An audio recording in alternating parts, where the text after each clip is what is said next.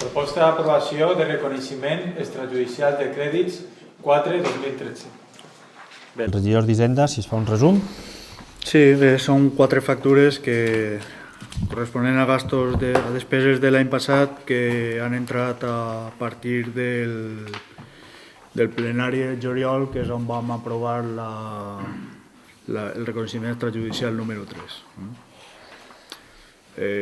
Dos de les factures, que són les de GURF, que és el programa de nòmines que tenim en l'Ajuntament, i Premsa Alicantina, o sigui, el diari Informació, que bàsicament jo crec que és perquè tenen assumit que els ajuntaments tarden 25.000 anys en pagar, entonces han estat 7 mesos antes de reclamar, oye, que no m'has pagat esta factura, i és que no havia entrat a l'Ajuntament.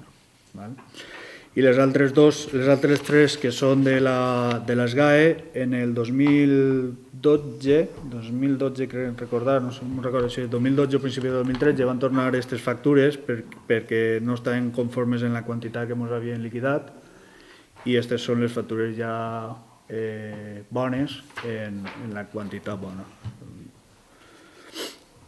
Com són despeses del 2010 i del 2011, doncs tenen que passar per el plenari.